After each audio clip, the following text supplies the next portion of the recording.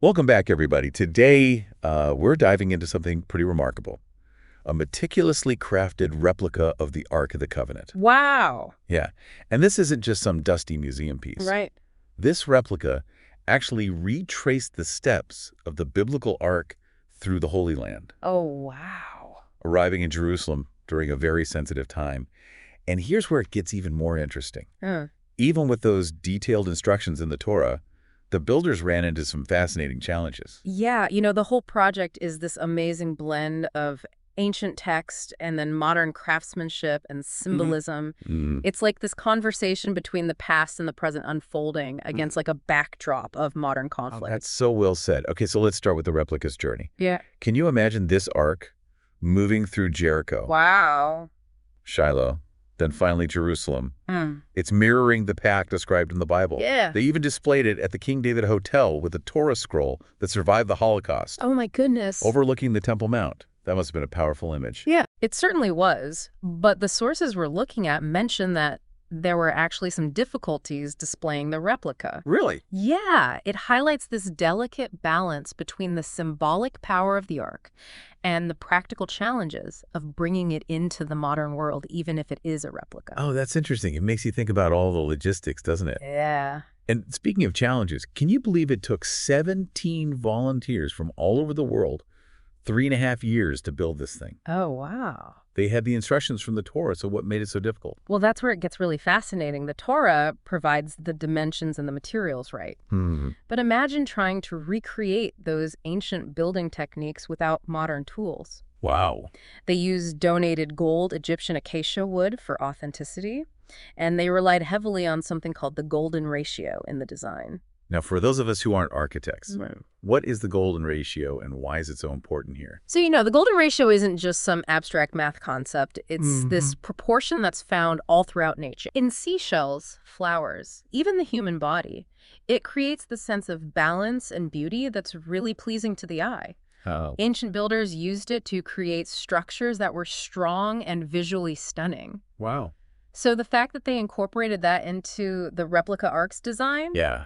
that adds a whole other layer of meaning. It's like they were tapping into some ancient knowledge, right? Exactly. And they were limited to the tools and techniques of the time. Yeah.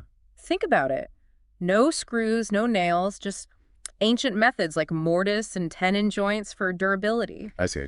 These are joints where one piece of wood has a slot, the mortise, and the other has a projecting piece, the tenon, that fits snugly into it. Okay. They even looked at how the ancient Egyptians built their arks, Hmm. which is fascinating because it shows this exchange of knowledge and ideas that was happening even back then. With the Egyptians built arcs too. Yeah. That's blowing my mind. Right. And challenges our assumptions about like the uniqueness of the Ark of the Covenant, doesn't it? Totally. It suggests that the idea of a sacred vessel, a container for the divine, was something that resonated across different cultures. That's so interesting. So this replica wasn't just a box. It was a way to tell a story. And I read that there are 4 biblical scenes from the Exodus depicted on its exterior. What are they? The scenes depicted are Moses at the burning bush, the parting of the Red Sea, the pillar of fire guiding the Israelites, and the giving of the 10 Commandments. Okay. And these scenes elevate the Ark from a mere object to like a storytelling device, Yeah. a physical representation of Jewish history and the covenant with God. That's amazing. It's incredible how much thought went into every detail. But it wasn't just about looks, right? Right. It had to be functional, too. Absolutely. They had to consider its weight, a substantial 85 pounds, Wow. and how to reinforce it against the twisting forces of being carried by 4 people. They even took a plywood model for test walks to figure out the mechanics. I never thought about that. Oh. And of course, we can't forget the most iconic part of the ark, the golden cherubim on top. Right. Those must have been insanely intricate to create. Imagine the skill required to hammer gold to that level of detail. Wow. But they weren't just decorative. In the Bible, God spoke to Moses from between the cherubim. It was a communication device, obviously not electronic, Right. but a concept that bridges the ancient and modern worlds in a way that really makes you think. Yeah, it really does. So we have this meticulously built replica, visually stunning and historically resonant.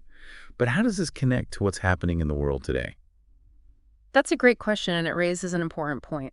Is the replica merely a symbol, or does it hold a more active role, particularly in times of conflict? Okay. Because in the source material, the Ark has a history as a weapon. Oh, wow. Yeah.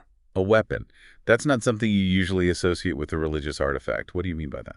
Well, in the Bible, it said that the Ark actually led the Jewish army into battle. Wow. It was believed to carry a kind of divine power that could help them overcome their enemies. The sources we're looking at today offer some really interesting perspectives on this. Okay. For example, Knesset member Simcha Rothman emphasizes that the Ark's power isn't like some magical force, Yeah. but comes from what it represents, the connection between the Jewish people and God. So it's not like a lucky charm, but more a symbol of strength and unity that inspired them. Exactly. And this idea ties in really well with the timing of the replica's arrival in Jerusalem, right in the middle of this ongoing conflict. Yeah.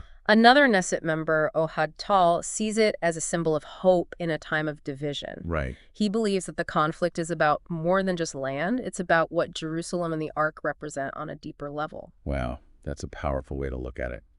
And the sources mention that the architect of the replica actually wanted to bring it to military camps and maybe even Gaza. Yeah. That's a pretty bold move. It really shows how strongly they believe in its symbolic power. Yeah. They see it as a tangible link to a shared history, a reminder of resilience in the face of hardship.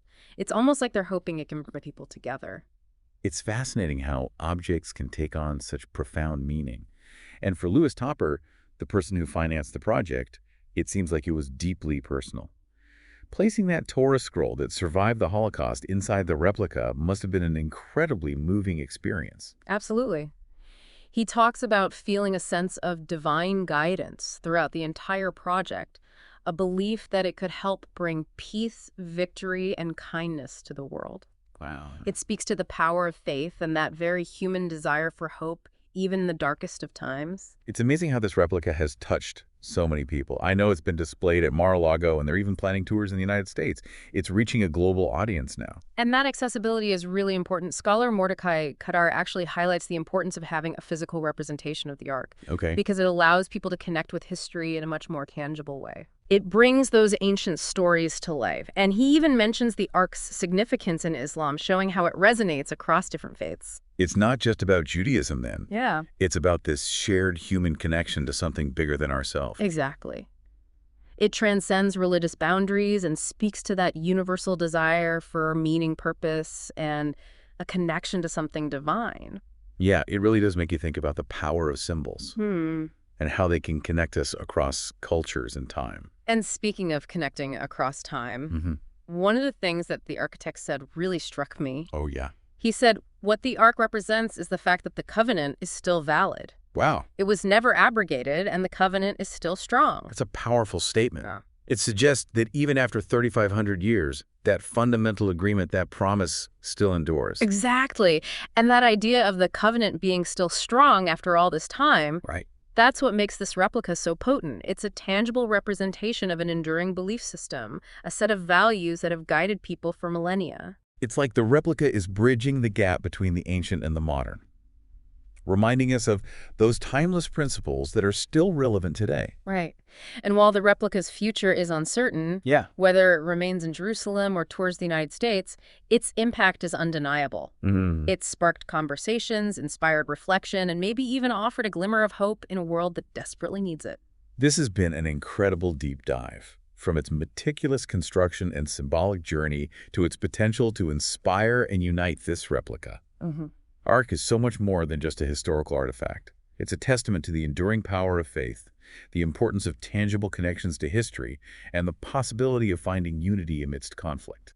And as we conclude this exploration, I'm left with a question. If this replica truly embodies the enduring covenant, what role might it play in the future, both symbolically and practically? Could it be a catalyst for dialogue, understanding, even peace? It's a question worth pondering as we navigate the complexities of our own time. Thank you for joining us on this fascinating journey. We hope you've enjoyed this deep dive into the world of the replica Ark. Until next time, keep exploring, keep questioning, keep diving deep